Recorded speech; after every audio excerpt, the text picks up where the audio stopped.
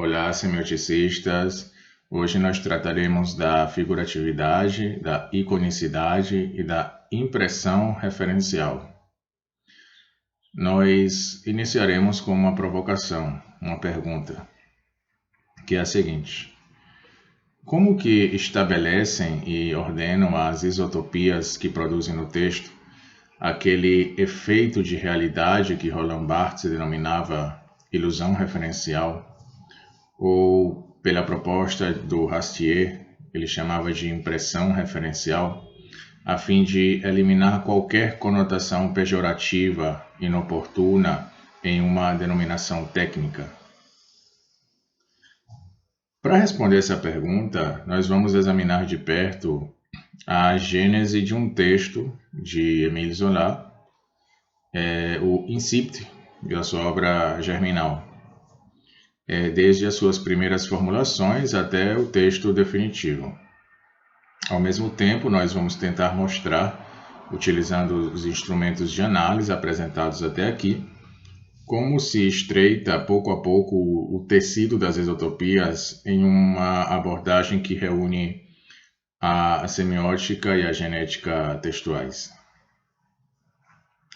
Então, para além dessa análise, nós propomos também confrontar a obra Incipit ao Desinit dessa obra. Então, nós vamos descobrir que os conteúdos iniciais do romance eles se apresentam como uma forma invertida dos conteúdos terminais, garantindo um fechamento semântico de ordem paradigmática do universo de Germinal. Com isso, o alcance da famosa fórmula de Jacobson, que caracterizava a escritura poética como, abre aspas, projeção do eixo paradigmático da linguagem sobre o eixo sintagmático, fecha aspas, parece-nos bem mais geral. Ou seja, não diz respeito somente à poesia, mas também a certos dispositivos romanescos. Assim, no caso de Germinal, a correlação quase sempre simétrica e até mesmo termo a termo de valores substituíveis e oponíveis no interior de paradigmas semânticos se efetua como resultado das provas e transformações realizadas no decorrer das ações do herói no romance. Ou seja, em outras palavras, como resultado de seu percurso sintagmático. E nós vamos reconhecer neste um verdadeiro caso exemplar de tão canônicas que se mostram essas relações à distância.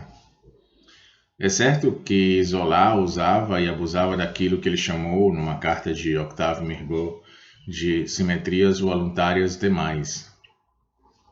E não se pode negar, ainda assim, que o texto extrai desses mecanismos parte de sua eficácia e o leitor boa parte de sua adesão.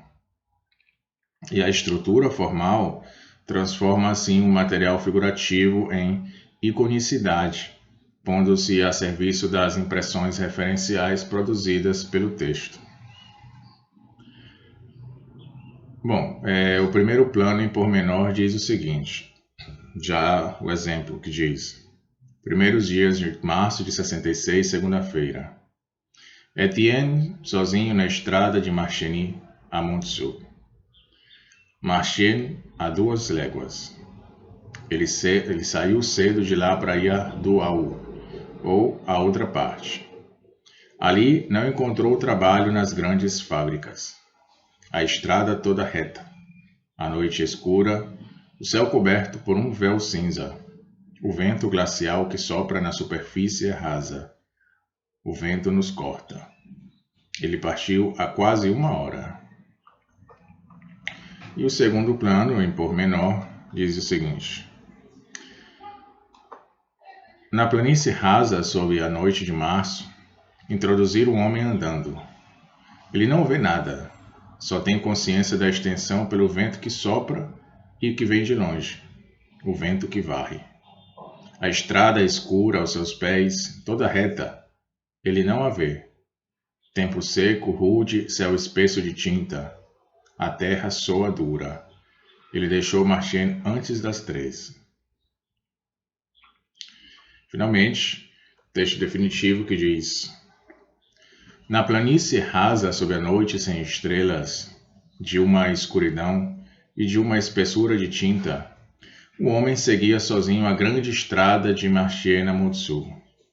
10 quilômetros de pavimentação, cortando em linha reta através dos campos de beterrabas. Adiante, ele nem via o chão preto, e só tinha a sensação do imenso horizonte plano pelos sopros do vento de março, rajadas largas como no mar e geladas de varrer léguas de pântanos e terras nuas. Nenhuma sombra de árvore manchava o céu. A pista se desdobrava com a retidão de um embarcadouro no meio da bruma ofuscante das trevas. O homem partira de Marchienne por volta das 2. Bom, vamos fazer um plano geral, né? Nós temos a chegada de Etienne. Disso trata o fragmento lido antes, né? Então, as notações elementares de espaço, movimento e ator estabelecem 3 isotopias: a espacial, a aspectual e a actorial. A denominação Etienne sugere a hipótese de que designe um futuro herói do romance. Etienne Latier, membro da família dos Rougon-Macquart. Esse estatuto privilegiado está implicado pelo enunciado apenas do primeiro nome do ator, e que pressupõe o conhecimento e a familiaridade do narrador. No plano geral, o herói já é conhecido. O romance começa in media res. Fazendo uma antecipação lógica do fim do romance, nós podemos supor que o termo chegada reclama seu complementar na categoria do deslocamento, partida. Podemos, enfim, observar que o sintagma chegada de Etienne, terminativo, cobre uma dimensão narrativa mais ampla do que as versões seguintes, as quais vão restringi-la a um fragmento de seu percurso.